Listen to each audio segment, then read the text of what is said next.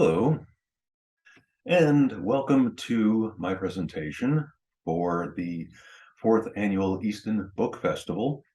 I'm Christopher D. Ochs, currently president of the Greater Lehigh Valley Writers Group, and I am a writer of fantasy that ranges from epic fantasy to short fiction to the strange tales like The Twilight Zone and such, and also urban fantasy, YA, with a little horror and science fiction thrown in now and then. Today's presentation, I'm happy to give you, is a topic that I've given at several library talks, and is one that's near and dear to my heart because ever since a child, I've always enjoyed myths, fables, and fairy tales. My parents, I was blessed enough to have parents that read me fairy tales when I was a very young age. And it stuck all the way through researching Greek mythology and several other mythologies that have formed the basis of several of the tales in my various books and anthologies.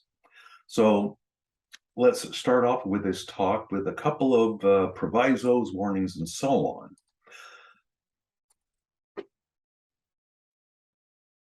Let's make sure I'm sharing the right thing.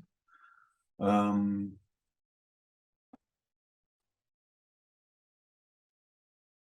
we go. All right, everything you know about fairy tales is wrong.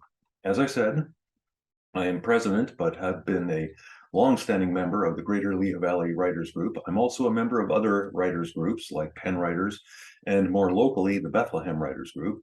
But I'm also a member of the Lehigh Valley Storytelling Guild, in which we practice the art of telling stories in front of live audiences. And it was during the lessons I learned in this group, which I continue to be a member of, I learned several things about the classic fairy tale, which incorporated in my one of my books, If I Can't Sleep, You Can't Sleep. So I thought I'd create a talk that essentially shows what's true, what's not so true, and what's deadly wrong in fairy tales. Many of the fairy tales that we've seen and been exposed to have been presented by large groups like Disney and several other of the animated and entertainment industries, and they draw on fairly common fairy tale archetypes that are common to several stories. We'll be concentrating on just a few of them because otherwise this would be a very long talk.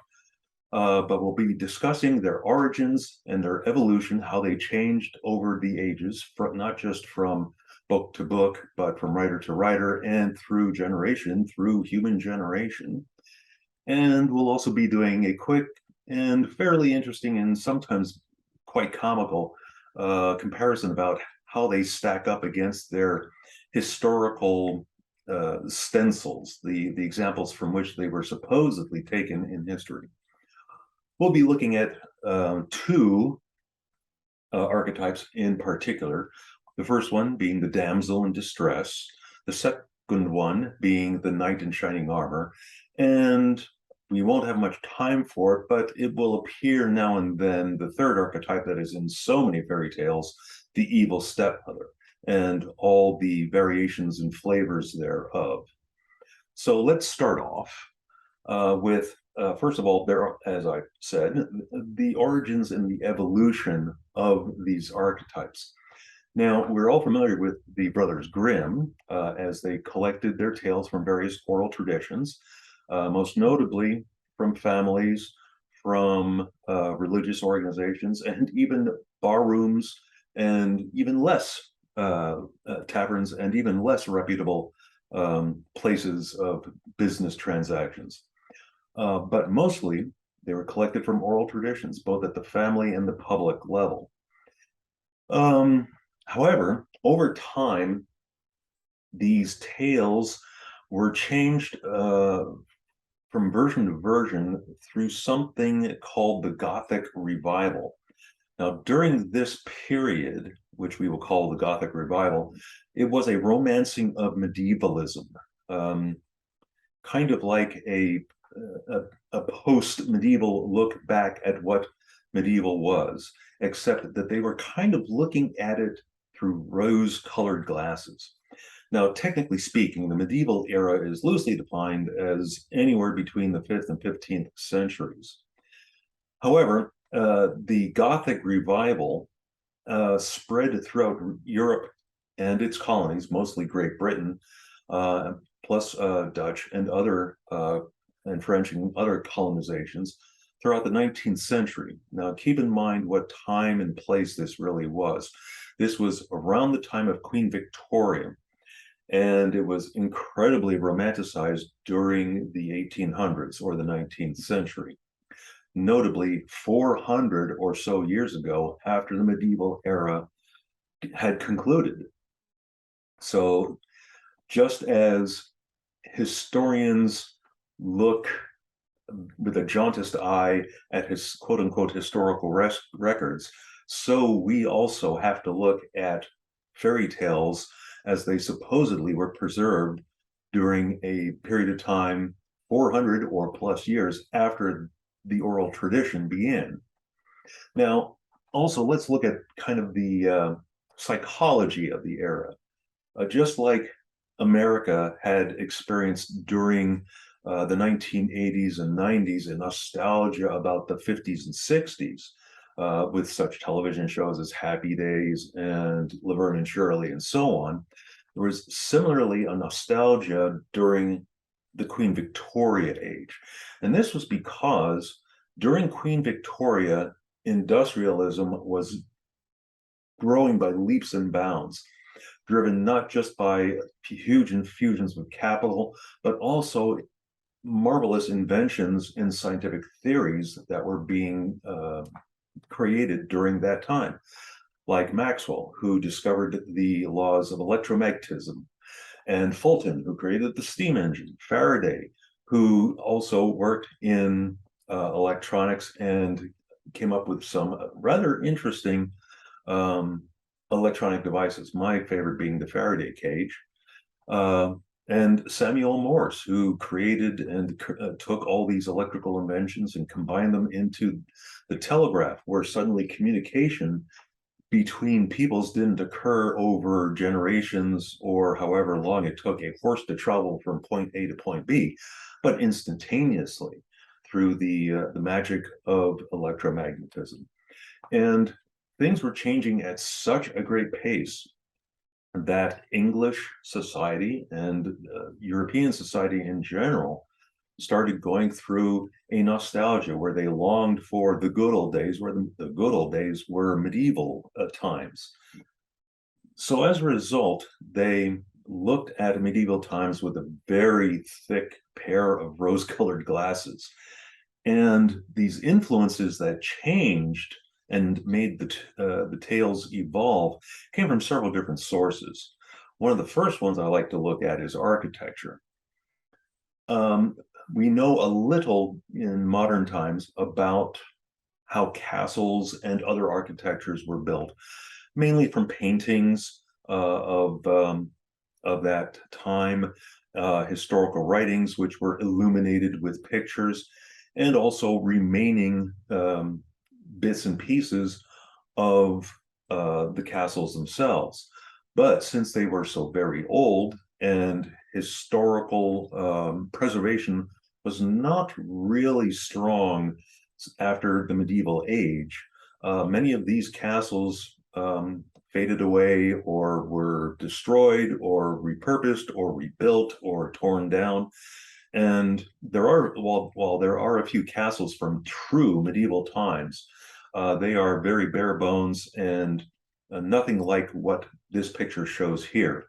This particular castle, and some historians might call it an abomination, this is Castle Cook near Cardiff in the United Kingdom. Now, Castle Cook is a curious reconstruction that started with an actual castle. It was originally built around the Norman Conquest in 1081. So we're talking over a mille or 1,000 years old. When It was discovered, bought by a rather eccentric millionaire of the times. Only two rooms survived. I believe one was a chapel and one was one of the smaller meeting halls. Everything else that you see here in the castle was built up by imagination, taken from fairy tales or what they thought what the building should look like. John Crichton Stewart, the third Marquess of Bute, rebuilt it with his funds from his successful businesses. But he was a bit eccentric, and a historian who studied his life essentially said that he recreated the castle from his own desires, his own wants, and by an architect who was willing to do whatever Mr. Crichton Stewart paid for. So this, although reflects what we often think of as a medieval castle, and we've seen in countless animations and movies, this really is nothing like what medieval castles were. If this castle could be described as a multi-story townhouse or a McMansion, to steal the more modern phrase, the more accurate phrase that would describe a true medieval castle would be a single level ranch. So very few similarities between the reality and what the Victorian age idea of what a castle looked like was. Now, some of the things that influenced the building of that architecture was the fairy tales themselves. But we shall see, and we shall see in this symptom, that fairy tales also went through a revival, regeneration, and a remodeling of what they were. One of the favorite tales that I like to look at is a tale that most everybody knows by heart, Red Riding Hood. Now, one of the earlier, before Grimm, recordings of this tale was by a French linguist and literary person, Charles Perrault. And as I said, he wrote his version of Red Riding Hood, again, taken from oral traditions that he had researched and wrote it down. And in his version, it's a very short description, what would today be called an object lesson of children should not talk to strangers. Because the story is very simply, Red Riding Hood goes into the forest, meets the wolf, and the wolf devours Red Riding Hood, the end. No grandmother, no huntsman, the end. However, about a century later, Brothers Grimm recorded their versions of the tales. And it's a bit murky about where the other characters' influences came in, whether the Grimms did it in their transliteration of the oral tradition, or if the oral tradition itself had changed over that century. But with the Brothers Grimm, we start seeing some changes. Keeping in mind that the Brothers Grimm didn't just write one set of tales. They had several different versions. I believe it was either 7 or 8 different editions over the span of their professional career. And you can almost see the evolution of this tale as each version was created. At some time, the character of the grandmother is introduced and the huntsman is introduced. And depending on which version of the tale you find, the wolf is killed by various methods. In one version, it is merely its gut is merely stuffed with stones and is drowned in a trough. In other ones, it's filled with red hot coals and it's burned to death, and so on and so forth. Another example of how fairy tales had changed are in the much darker examples. Now, again, I pick on Disney, but that's only because they are the most familiar version of several of the fairy tales we hold dear. Cinderella, not Rumpelstiltskin, a Rapunzel, and so on. But if you were to research the Brothers Grimm, you would quickly find several tales that are much darker and will never, ever appear in their true form in the likes of Disney, unless they suddenly start embracing an R movie rating in their productions. For example, The Juniper Tree, Thousand Furs, and The Goose Girl. Those are three tales that I'm very familiar with and have told once or twice myself. But when you look into them, there are several dark themes that would just not be fit for today's view of younger person's consumption. For example, The Juniper Tree has cannibalism, in which the wife serves a pie to her husband, where the meat in the pie is their children. Now, I seem to recall that there was a Shakespeare play that also had something very similar to that. So even Shakespeare took influence and inspiration from fairy tales. And that is just one example of how fairy tales exhibited themselves and influenced literature, and sometimes in the other direction too, which we will hopefully see if time permits. In Thousand Furs, there is the undercurrent of incest, because the princess hides in the wood disguised in a very strange and magical fur coat, because she's running away from her father, who wants to wed her. In The Goose Girl, there's torture, and which is the how the evil person comes with their comeuppance at the very end, in which the death is quite grim, no pun intended, in that the woman, the evil woman, is put into a barrel lined with nails and spikes. She is thrown naked into the barrel, and depending on which version of the story you read, the barrel is either dragged through the streets by horses, or it's rolled down a hill until she is drowned in the barrel. So very nasty things happen in the typical fairy tale that quite often are sanitized for American consumption. And I've already spoken about how they changed over several editions in the case of Red Riding Hood, but there are even darker examples that I love to get into. Several of these stories, the sexual aberrations that occur in these things, are sometimes toned down or simply replaced by violence.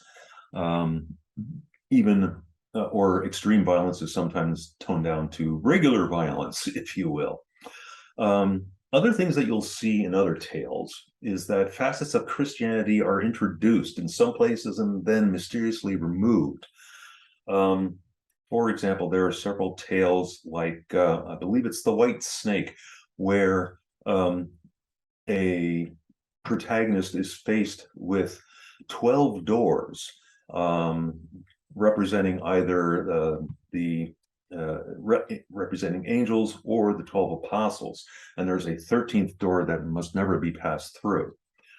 So that is one example of Christianity finding its way into stories, and strangely it will be removed in others, mainly due to political and sociological factors that change from decade to decade. More on that later. But one extreme example that you can find in some Grimm's Fairy Tales editions is a tale called How the Children Learned to Butcher. Now, this is a particularly short story, but it can very succinctly be summarized as 3 children enter a room, 2 children leave with a plate of sausages. Now, the original tale was very simple and very straightforward, and that was that. But later on, in various versions of the Grimm's fairy tales, we see it too changed from version to version. For example, in one of the first editions, the children simply get away with it. There is no repercussions for their dastardly behavior whatsoever.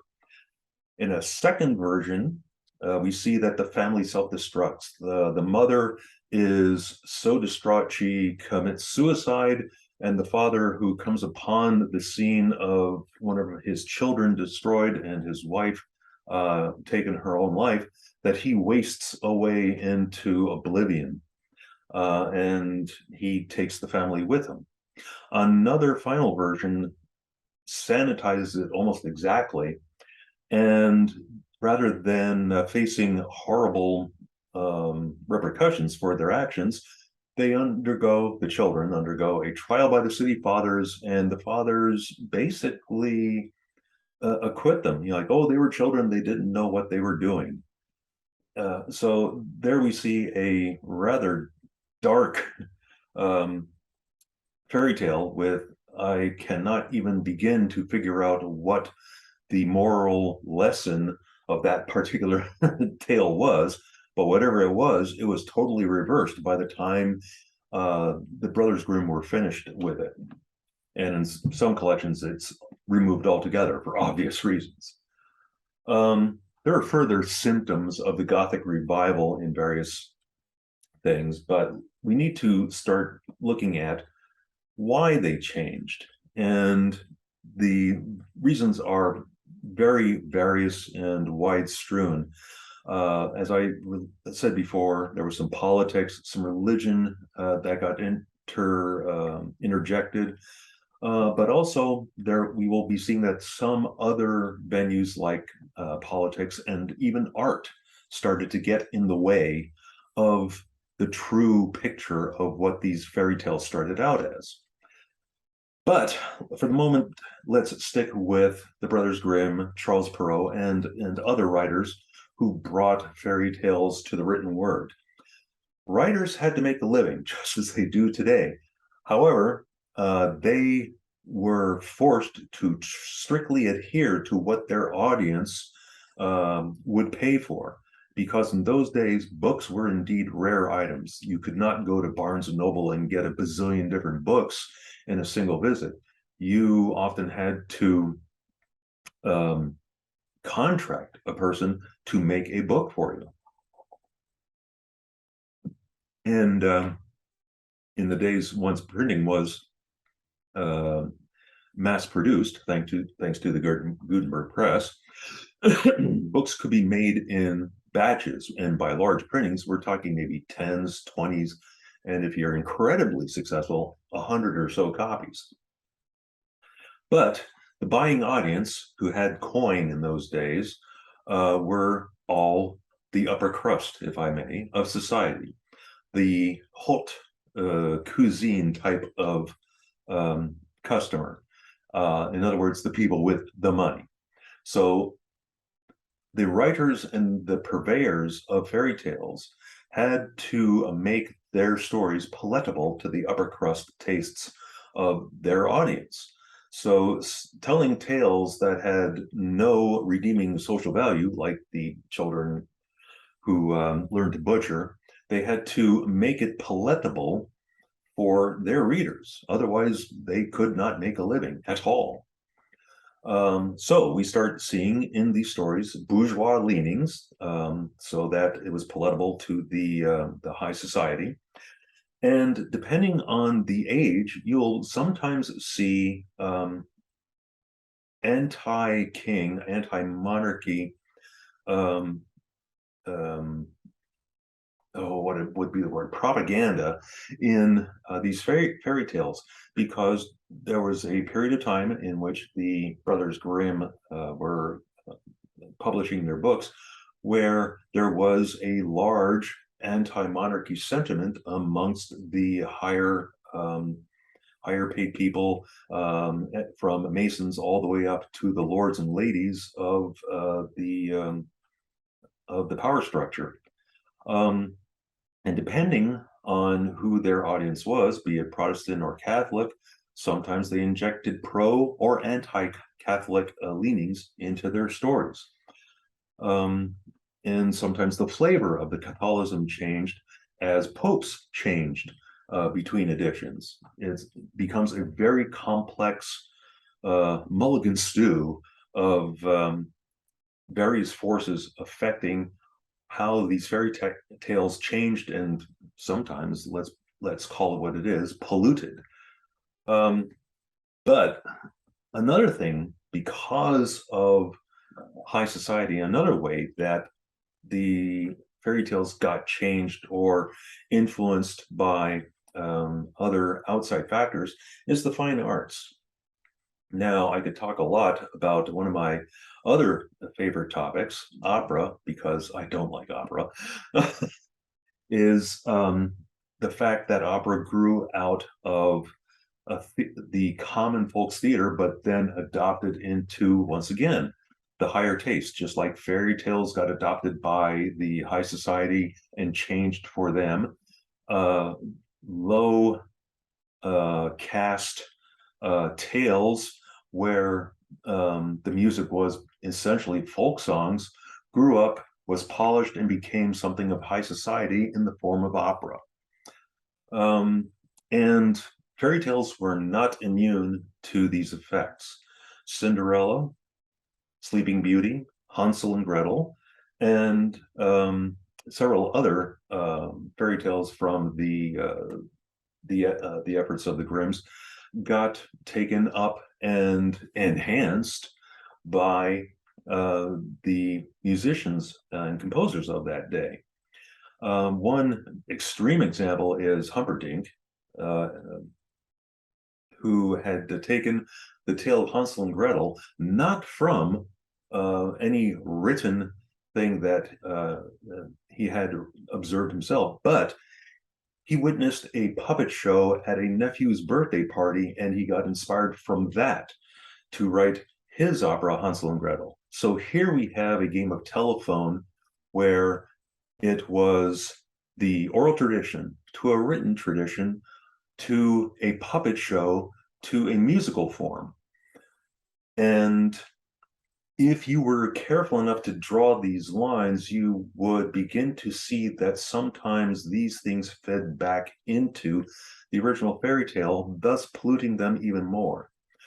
For example, in The Ring of the Nibelungen, a series of long and Homeric stories from the Germanic people, where it was adopted into several operas by Richard Wagner. And it was the decision of one of his prop masters and costume designers to draw the Viking-esque heroes and heroines that we see that populate these operas, when in fact there was no such thing as like helmets with wings coming out of them or horns coming out of them. This is where part of that fiction, which ended up in armor, originated. So it's a curious maelstrom and whirlpool of things affecting this and feeding back into the things that generated them. So it becomes a giant chicken or egg problem for historians to solve. Nevertheless, we try to figure out where these notions of medieval life actually originated. Like, why did people start to believe that damsels in distress and knights in shining armor were like this and not like their original ones? Well, let's first consider the nature of a fairy tale. If you go to a modern storyteller who is faithfully reproducing a fairy tale, you will find a couple of things. One, things get repeated a lot so that things are memorized well. For example, wishes and chants and tasks often come in threes, because three seems to be the magic number to enable human beings to remember things. However, the rest is an oral tradition that is very pliable, and there is an intentional lack of detail for two reasons. One, so that the storyteller does not have to paint a real picture. They can describe actions, but they don't necessarily get into how the person looks, the motives of the person, and so on. For example, when A fairy tale is often it starts with a very generic phrase. Once upon a time, there was a fair princess. We aren't told about any characteristics of the princess. Were they tall, short? Were they blonde, brunette? The only time a character is given a physical trait is in those rare occasions when it is necessary for the story. For example, Rapunzel. We are only told that she has long hair because it is necessary for the story's MacGuffin, if you will, for her to lay down her hair for the prince to climb up. Otherwise, we are not told about the color of the hair. We're not told whether how many jewels there were in the prince's crown. It's because we like to leave the lack of detail because it forms a closer association with the audience. The hearer of the tale will fill in those details and therefore make it a nearer and dearer version of the tale for that person to remember. One other thing about the oral tradition, leaving lack of detail, is in some of the more, again, Homeric tales, the lack of detail was to allow the teller to fill in details that might make it more local.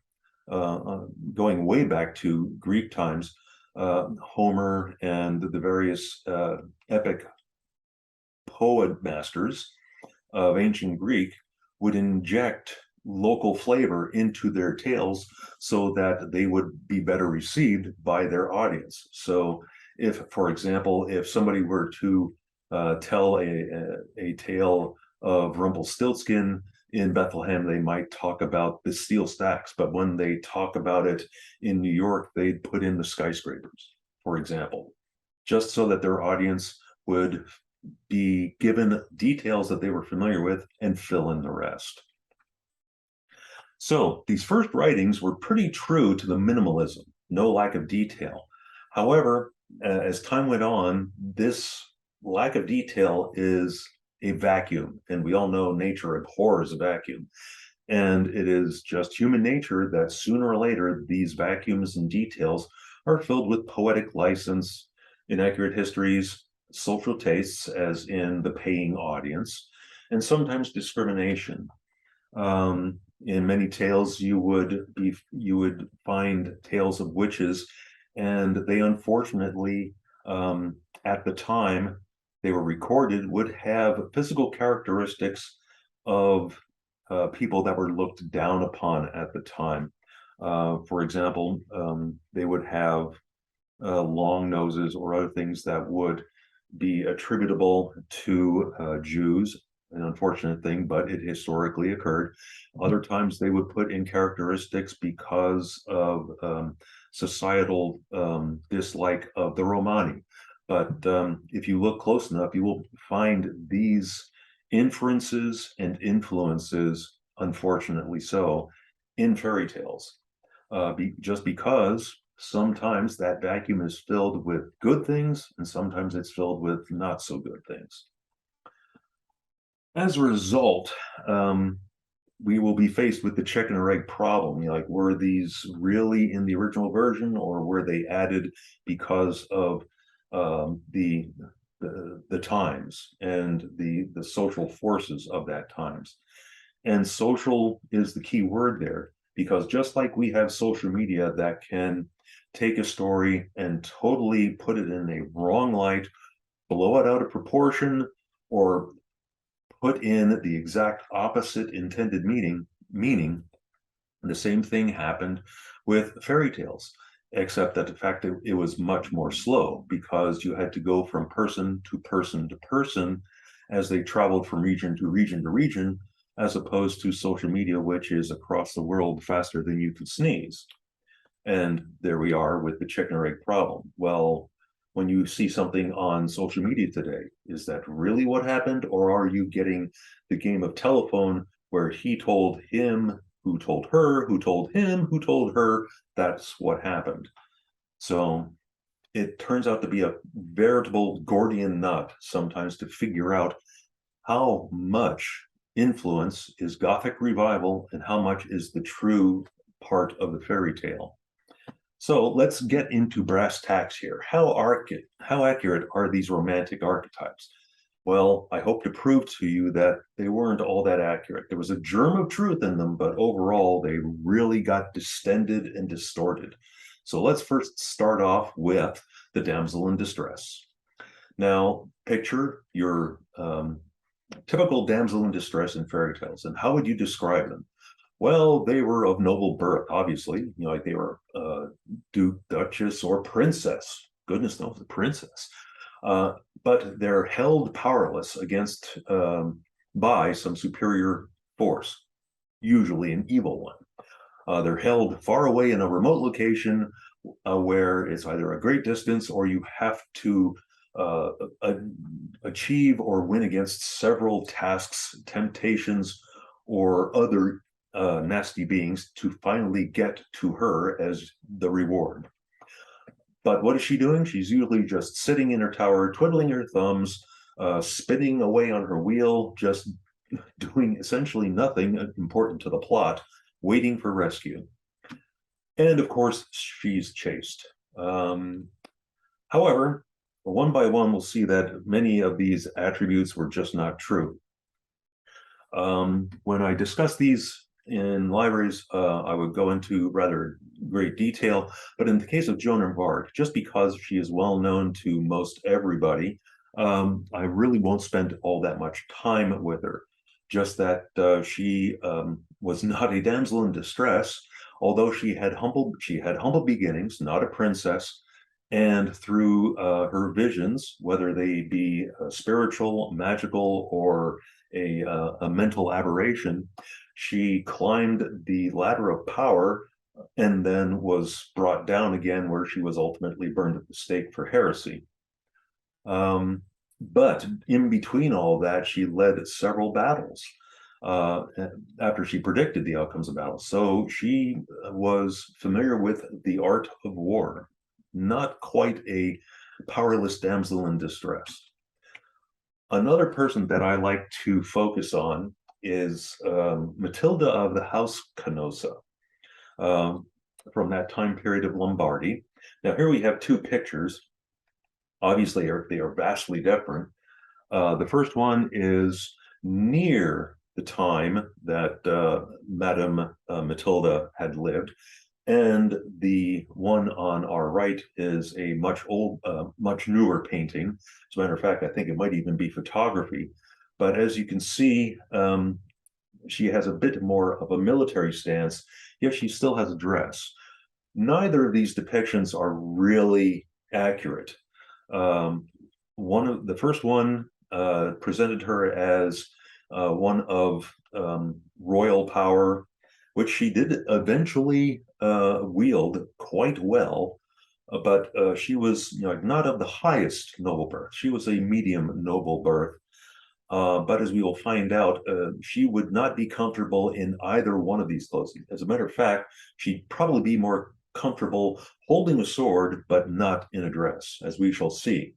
Now, in her personal history, her beginnings started out by her father being slain in battle by a poison arrow, and she became a ward of her father's best friend, Godfrey the Bearded.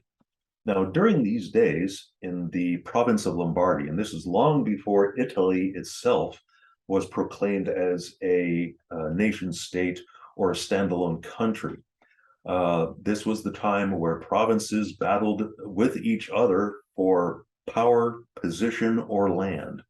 And Godfrey the Bearded was no different. He saw the lands that were owned by Matilda's father as being a good feather in his cap to give him more power.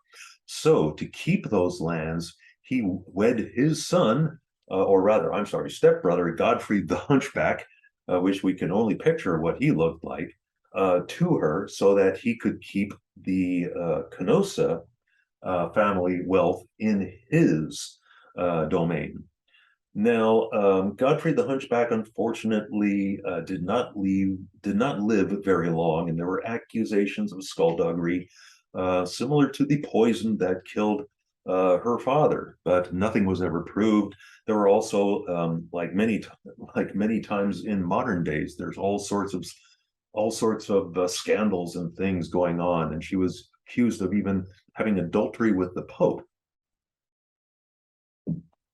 Nevertheless, she plodded on, and I mean plodded and plotted on because she continued to marry, and husbands died, and she married again.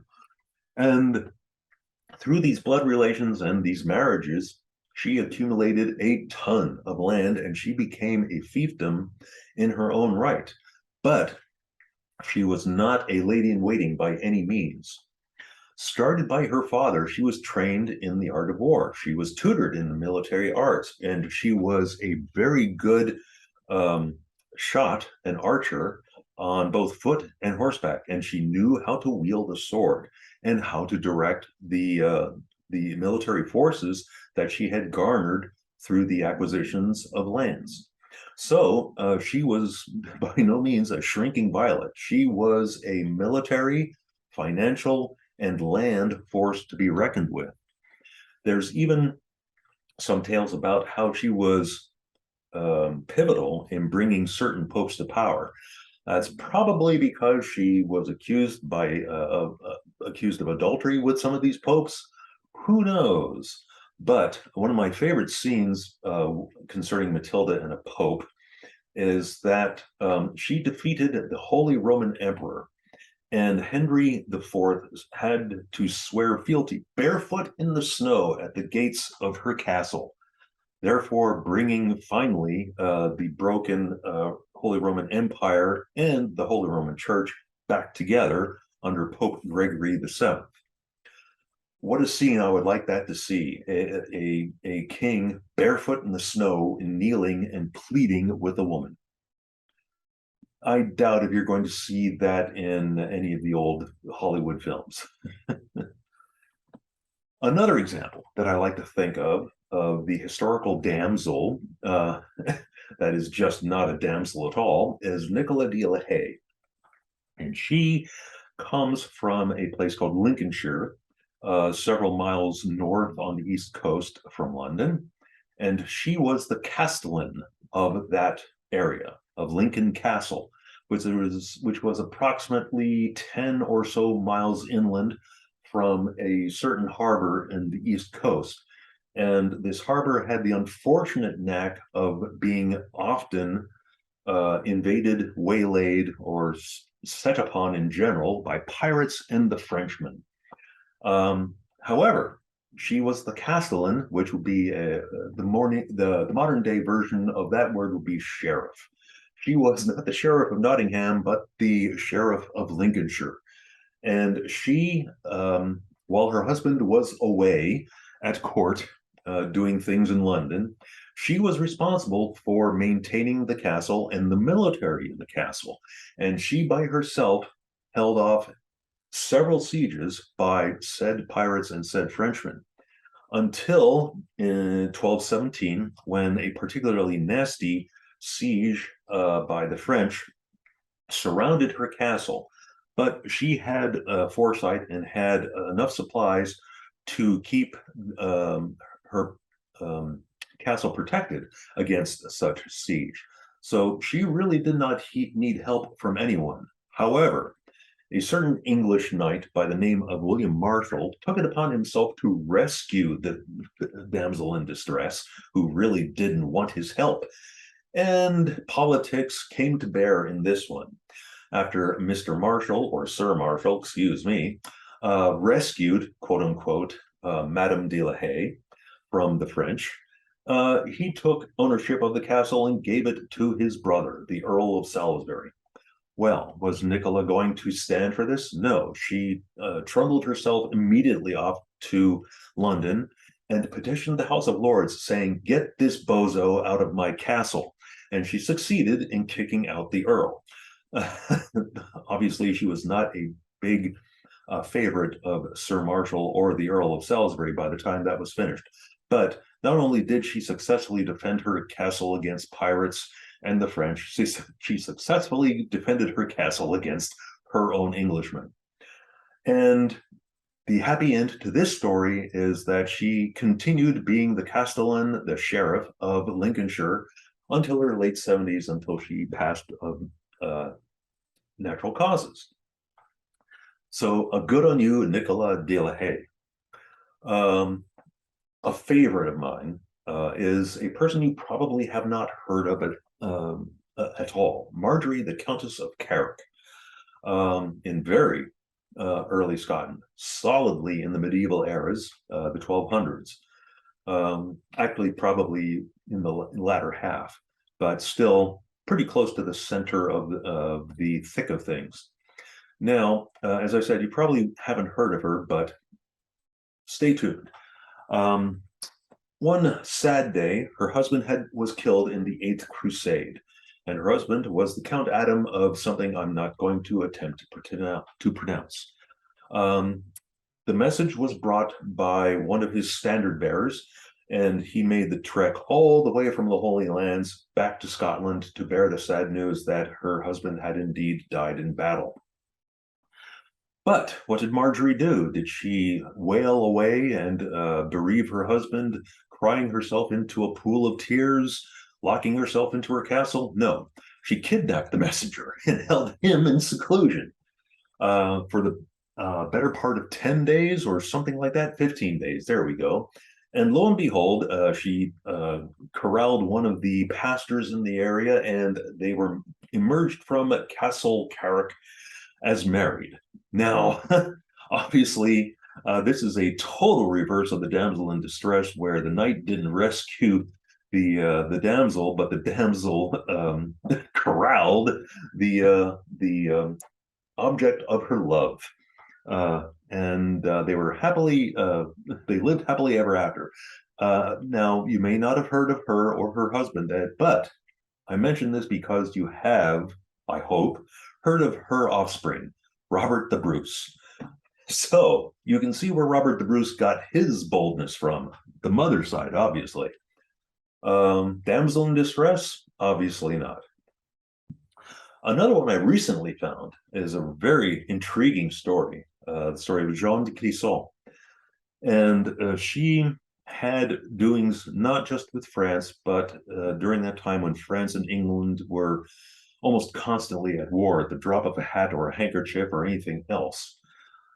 Now, it was very difficult in those times because you could base your life or your death on whomever you chose to pledge your allegiance to. And unfortunately, the master of the house, Mr. de Clisson, did not choose wisely.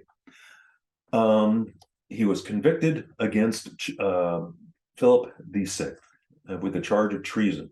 Now, Philip VI did a very dastardly thing in that not only did he behead Olivier de Clisson, but he forced his wife and their children to watch the beheading and putting Olivier's head displayed on the pike outside Philip's castle. This did not please Madame de Clisson, and she swore vengeance with a blood oath. She sold all the lands that were left and not absconded by Philip VI. She sold them off and bought a small fleet of ships and became a pirate.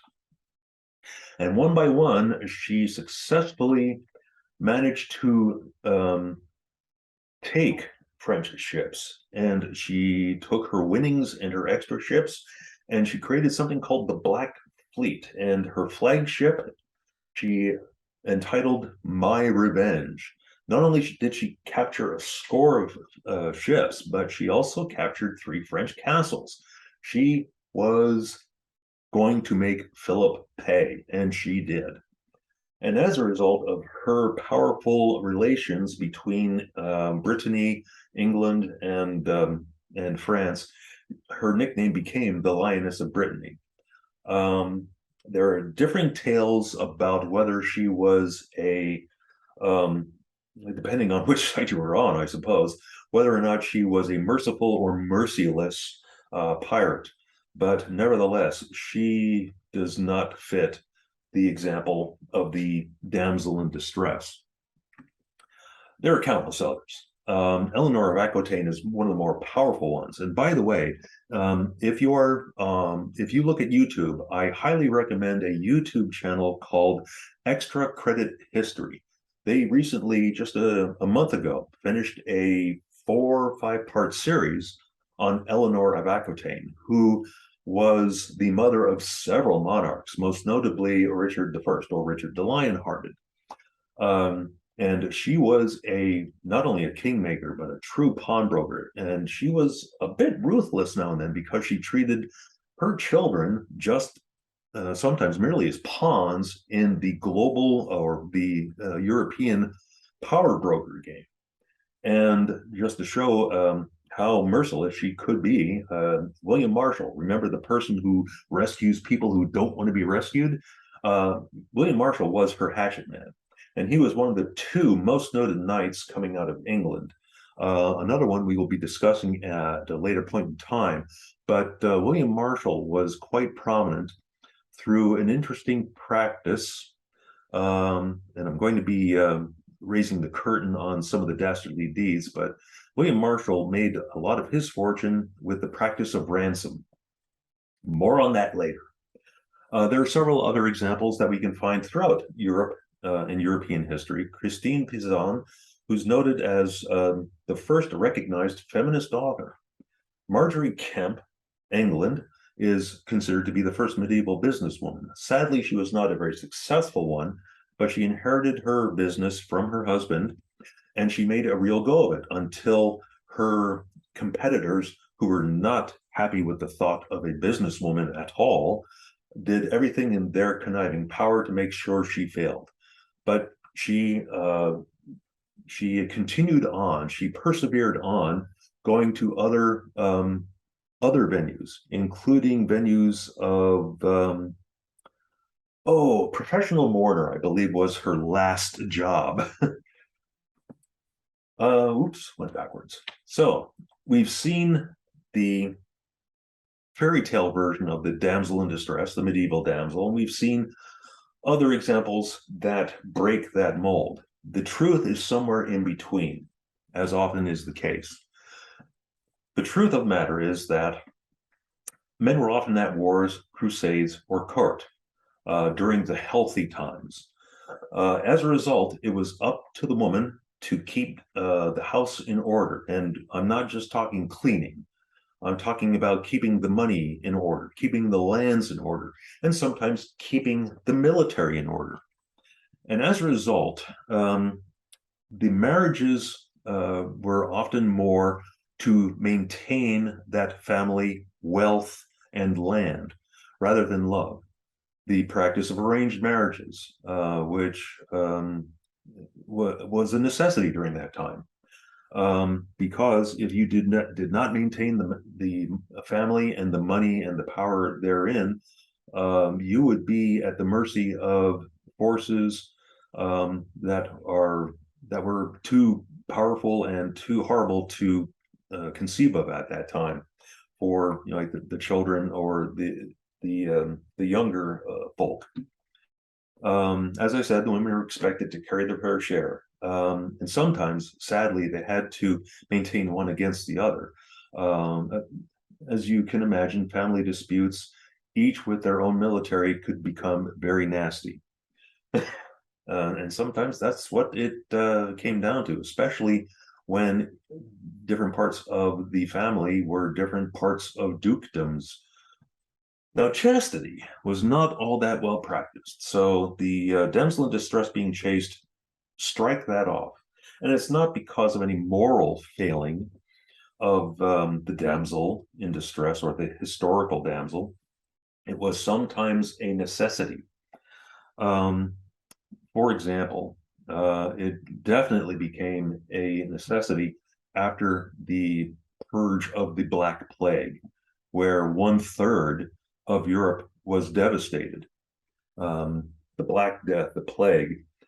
As a result, when spouses passed away, you still had to preserve the family. But there were several families who had a single mother or a single father, but they did not have the wherewithal to continue the family name, power, lands, money all by themselves because if they tried to hire a au pair or someone to take care of the family, could they really trust it, or could they really trust that person, or would maintaining such a service devastate the family finances?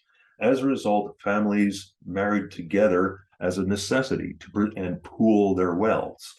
And this is a personal theory of mine. I offer very little evidence for it other than common sense, that I sometimes wonder if this might be the origin of the evil stepmother that we find in so many tales, like Hansel and Gretel, where the children were sent out because the mother just did not want the woodsman's children to bother her.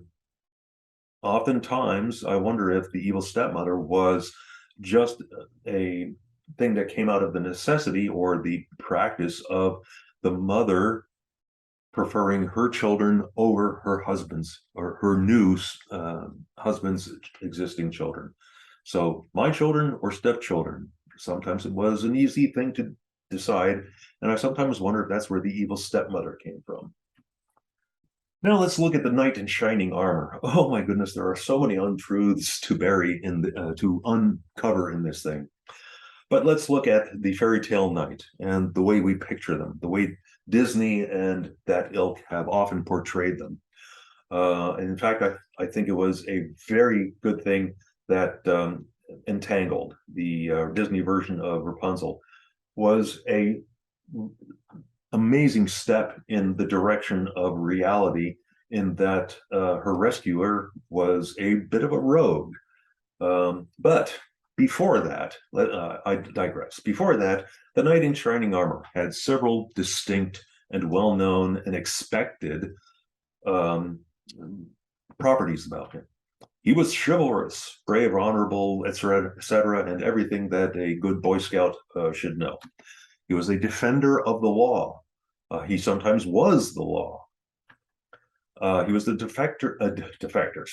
a protector of the defenseless. Women and children, especially widows and orphans, were supposed to be the purview of his protectorship. Of course, he's the rescuer of damsels in distress, as we see in so many fairy tales, and they had darn cool armor. This is a snapshot from one of my favorite films, totally historically inaccurate, but still one of my favorite ones, just because of its art and its set decoration and acting and so on. But their armor is darn cool. They didn't wear this armor all the time. This was during a wedding scene. This was not the armor that they wore in the field, and nor should it be. But let's look at the characteristics that belongs to the medieval knight in fairy tales. But let's first look at the etymology of chivalry. Being an author, I love etymology, and we can see exactly where chivalry came from, namely the French. If you look at the word for horse in French, that's cheval. Chevalier is a man on a horse. That is a knight. And the behavior expected of a knight was chevalerie, the manner of a knight, or in other words, chivalry. The way that a knight is supposed to carry himself. So, where did the definitions of chivalry come from? That is a murky subject indeed. However, two sources come out rather quickly when one does research. The first one is a 12th century French poet by the name of Chrétien de Troyes. Now, he was not necessarily a historian. However, he tried to pull in historical sources for his work, but he was essentially a poet, a writer of dramatic plays, and so on. It is his works in which we see the first literary reference of the Holy Grail and the Arthurian legends. He is, in fact, the creator of Lancelot, a totally fictional character, and we can say that with some authority because Lancelot first appears in the play he wrote entitled Lancelot. Now, in this play, Lancelot teaches one of his lessers the rules of chivalry. And in it, we find a rather interesting, if not disturbing, rule that belongs to the code of chivalry. To summarize this thing, essentially, if a knight finds a damsel all by herself, or if he is charged with her protection, hands off, Buster. You do not dishonor her. Otherwise, your name will be disgraced forever, and the word will get out, and your name will be mud. And as a matter of fact, your life may be forfeit. But here's the really bizarre part that would surprise anybody, certainly surprise me, that this is chivalry. That if said knight were to rescue said damsel from the clutches of the Black Knight or some other evil force, he can do with her whatever he please. So yes, go down the darker corridors of what a man can do to a woman. And the code of chivalry says, hey, if you rescued her, she's property. You can do whatever you want with her. That's a rather sobering picture of chivalry, but that is what was practiced. So I dare Disney or anybody to show this in their movies, in their animations, or so on. It was an ugly truth that chivalry wasn't the beautiful thing that we believe it was.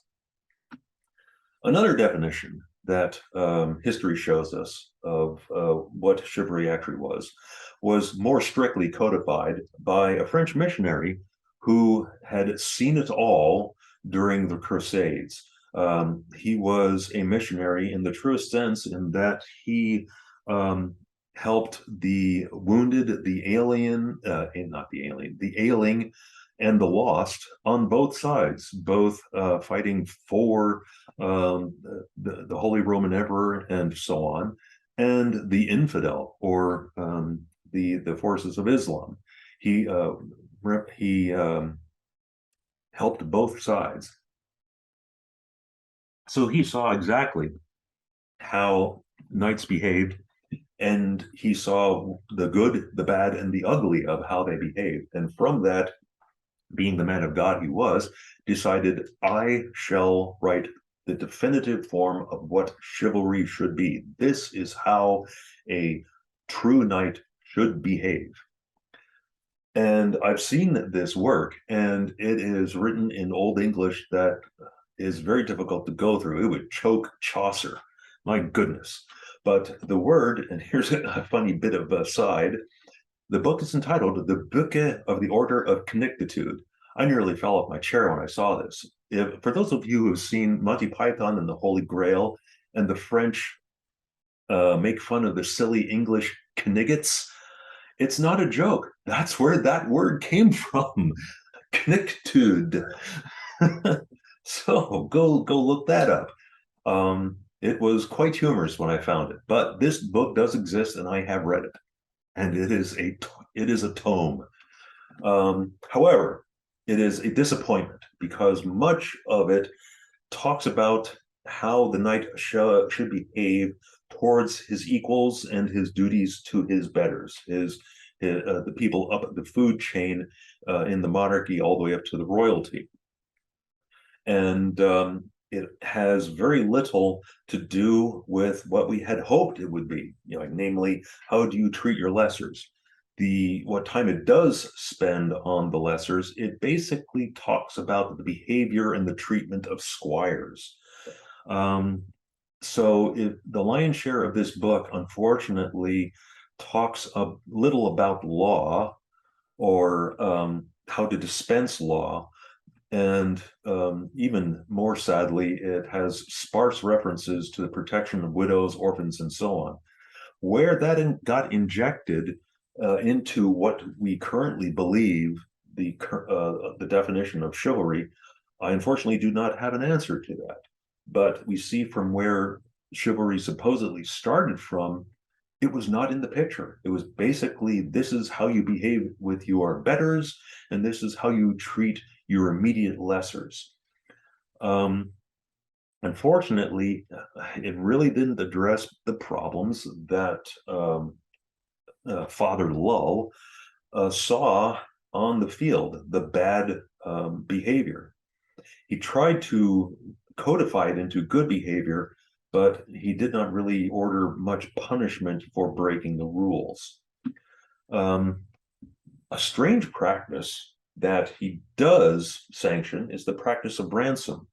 Remember, I told you about William Marshall had the knight who rescues people who don't want to be rescued. He gained his wealth through the practice of ransom. Well, where on earth did that come from? Well, again, money. Um, we'll talk about ransom in just a little bit. But was chivalry practiced all that well? As we saw from Lull's book, it was really defined only to other knights and their betters. It was not rigidly enforced, and when lessers were involved, it was mostly ignored, or sometimes lessers were persecuted depending if you were on the winning or losing side.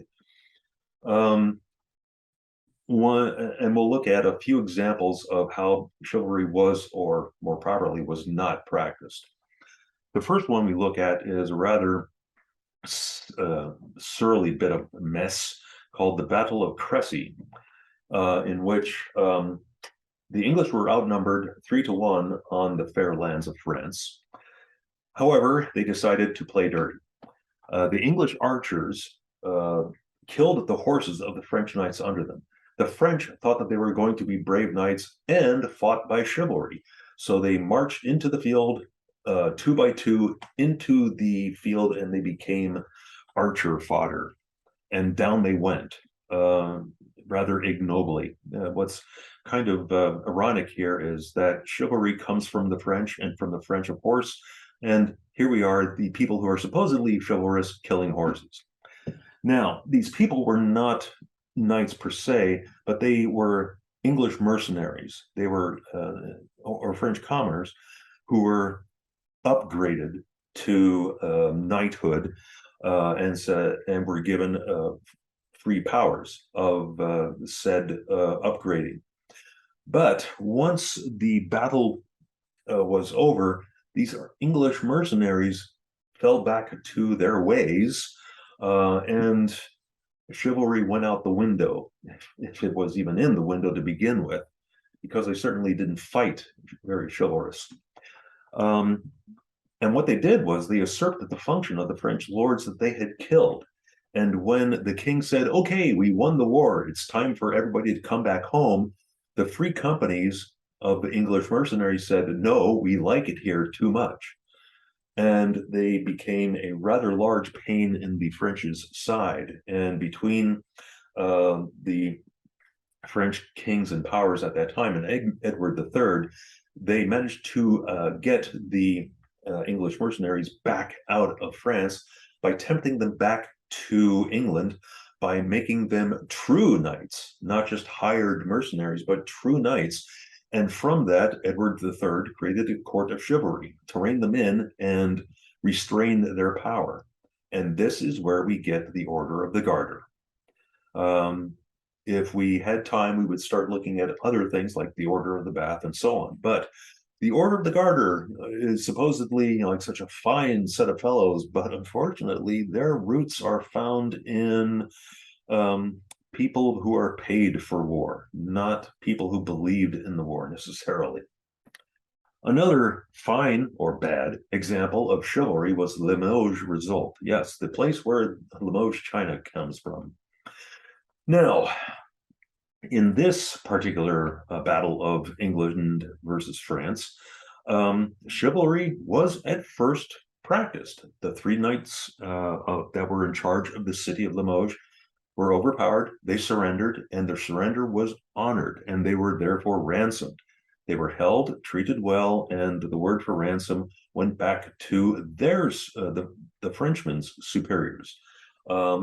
However, such courtesy was not extended to the peasants. The 3,000 peasants were executed that day for no other reason that they were on the wrong side. Another even worse example of this was the rape of Cesena, back down in Italy, where the church was trying to rein in powers and cardinals that were not necessarily sticking true to the gospel according to Rome at that time. And a cardinal, Roberto, was given the task of reining these other rogue cardinals and other lesser priests in. And he could not do it by himself or by any other power that he was able to maintain or glean from the lands of Italy. Remember, this was not quite before Italy was a true country.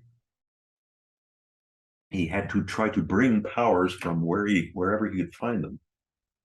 So he hired an English knight by the name of John Hawkwood, who very much like William Marshall, had gained fame and fortune not only in battle, but through the practice of ransom, which we will be getting to.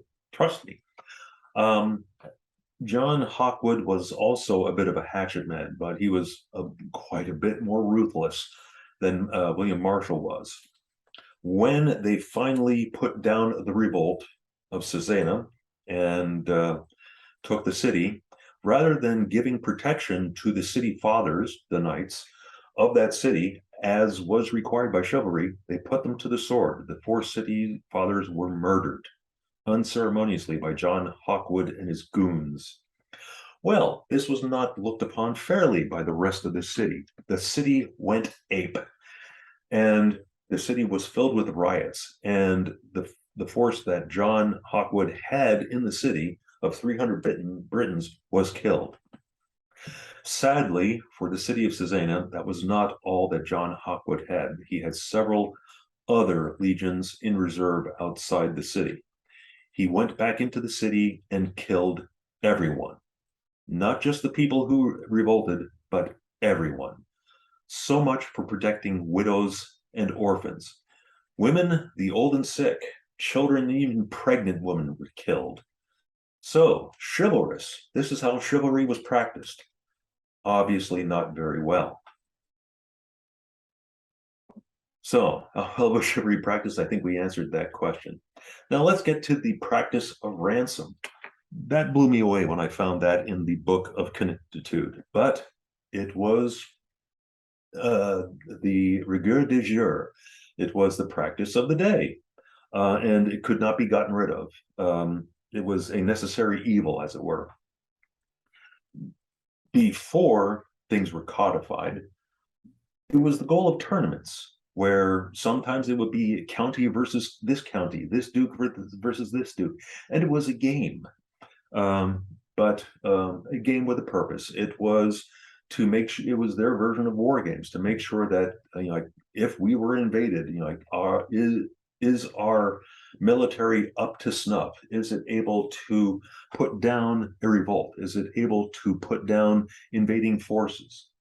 And the way this was done was with tournaments where you would hunt, a knight would hunt down other knight, but they wouldn't kill them. They would rather capture them and hold them for ransom. Like, like, ho ho, you got me. Okay, I'll stay in your castle for a couple of weeks, and I'll get the money to pay you for my release. William Marshall was one of the most prolific ones, and that was how he gained his large fortune. And because he was very prolific, he got his reputation for being a person who could put down rebellions and riots, a person who could rescue people who didn't want to be rescued, and so on. And Mr. Blackwood was another version of the people who rose in the pile of tournament winners. Later on, this became gentrified into jousting, the kind of thing that we see today celebrated in Renaissance fairs across the country. But before, these tournaments were far broader across the entire across entire counties, and it was much like a treasure hunt, filled with filled with swords and horses. And of course, as a result, these things are sanctioned into Troy's and Lowell's works. They were just a necessary evil. But where there are good things, there's and things sanctioned and codified into behavior, there's always someone who abuses that rule and takes it to extremes, sometimes laughable extremes. Extremes. And one such person was Robert Knowles, um, an English knight who fought in the 100 Years' War. And although he was revered as a hero in England, he gained a very bad reputation in France because he didn't just capture people and hold them for ransom or worse. He was almost like the mythological Viking, where they plundered, pillaged, and burned.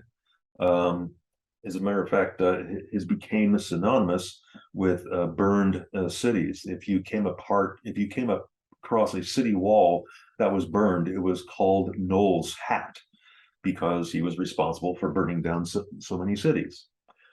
But he got a different reputation later on in the Battle of Pont Vilain, where this courageous English Knigget printed a ransom on his helmet, saying, "I will pay you 10,000 francs if you let me live."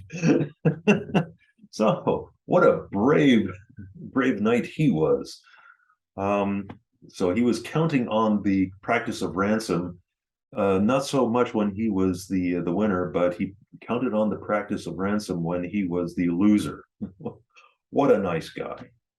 So, what is the more accurate description of a medieval knight? Once again, somewhere between the fairy tale and uh, the actual extremes of the examples.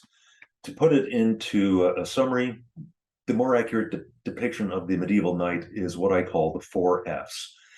Uh, they were mercy, they were sociopath. They had to be willing to dispense justice without mercy, and the four Fs being fighting, fame, fortune, and fornication when they can get it. By the way, I did tell you at the beginning that this was PG 13, did I not? So, where did this shining armor come from? Well, full body piece armor, like we had seen in the movie Excalibur, and the nice shiny armor there, there were single piece bits of armor. Unfortunately, they go back as far as the Romans and the Greeks. However, their cuirasses, if I'm pronouncing that correctly, which go back all the way to 300 BC, were made of the softer metal, bronze, brass.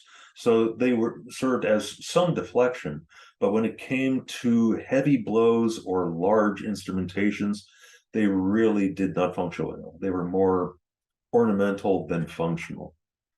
Um, and a bit of a propaganda weapon, you might even think. It wasn't until iron became um, malleable and usable, and the Iron Age came, that iron and steel began being used in armor. In the picture below, we see a stylized version of what is called ring armor or chain armor. Ring armor being the finer, smaller chain, a smaller circlet version of chain armor. And for the longest time, that is the armor you would find medieval knights dressed in. They did not have plate armor because steel in large quantities like that was very difficult to form and usually just kept for swords, where you definitely needed the hard and sharp metals that could keep an edge.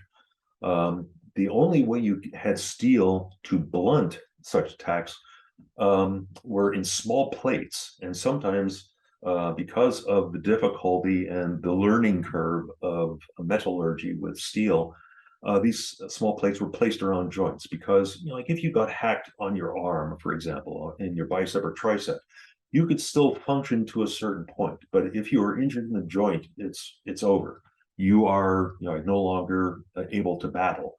So, if anything, these chain mails and ring mails were ornamented with small circles, like small dish plates, if you will, around the size of a teacup, around the armpits or your joints like the knees and elbows. and possibly the back of your shoulder to deflect wounds uh, aimed at those otherwise sensitive joints. Full field plates did not become common until after the 1420s. Now, keep in mind, with our definition of what medieval times is, ending around the 1500s, we've had 900 years or so of medieval history, and only in the last 100 do we really have full field steel plates. And this was effectively a confluence of two things. One, uh, we had learned the art of making larger and larger pieces in steel rather than just knives and swords, and it was necessary against the advancements in projectile weapons, arrows and crossbows. If you recall, arrows would be originally of the arrowhead shape, the classical triangular arrowhead shape. And chainmail was all that was necessary. The point of the arrow might pierce the skin, but otherwise leave the knight or the combatant relatively unharmed, bleeding a little bit, but essentially whole. The chainmail was sufficient to protect against such things. However, as archer became more proficient and bows became stronger, using stronger materials and advances in the projectiles themselves, in which the arrowheads became thinner, more aerodynamic, and sometimes bullet pointed. They would go right through the chain and or the rings of the ring mail. So steel plates or full plates were necessary against the advanced weaponry of modern archery. So once again, we see the knight in shining armor did not exist, both in form and function, until the very end. And plate armor is a very, very heavy thing. In modern day, in the Renaissance fairs, you see the knights being lowered onto horses. They could not easily climb upon them. And putting on a piece of full armor, if you got unhorsed, you were toast. So there was a very large risk associated with them. And as a result, in most wars, not all, but in most wars, steel plate really wasn't brought out unless dire need or in ceremonial applications. That's when you see the steel really shined up and decked out to the nines. Otherwise, steel plate was very rare. Another example of Gothic revival fiction, how the Victorian age romanticized and totally glossed over what the medieval times were actually like. So, in summary, we have seen both in the cases of the damsel in distress and the knight of shining armor that the Gothic revival during the Victorian era distorted the realities of medieval life. Things were in the fairy tales became much more beautiful than they actually were. The damsel in distress, we looked at several different types of how the fairy tales originally betrayed them, later betrayed them in the later versions, and how historically accurate they were. So once again, the truth is somewhere in the middle. And the same thing was with the knight in shining armor. The knight was not the damsel was not a chaste, helpless person. She was sexually active. She was a woman of power not to be fiddled with. The knight in shining armor, like he was not a brave Boy Scout in shining armor. He was a dank, dirty person covered in mud and blood, and sometimes he was the worst of the worst. Not automatically the worst of the worst, but he had to have a hard edge that would not make him socially acceptable in many circles. So that's the truth of all of it. And those were so many of the stories that I picked up during researching my novels, especially the one in the center, If I Can't Sleep, You Can't Sleep, in which I had stories where I told in front of audiences, and if I got a good result, I wrote it as a short story. And in there, you'll see a few damsels in distress that don't fit the bill, and a couple of knights in not so shining armor that don't fit the bill. But I encourage you to look up various fairy tales and start researching them. I think you will find it a very rich field indeed, and not what you expected. So I thank you for your time. I hope you enjoyed it. If you want to read my books and other anthologies, I'm up to 12 at this recording. Please go to my website, ChristopherDOchs.com. Remember the middle initial. Otherwise, you'll be going to some other schmo called Christopher Ochs. But I thank you for your time. I hope you enjoyed it. And I hope to hear from you on my website or email at a later time. And I hope you enjoy the rest of the Easton Book Festival. Thank you very much.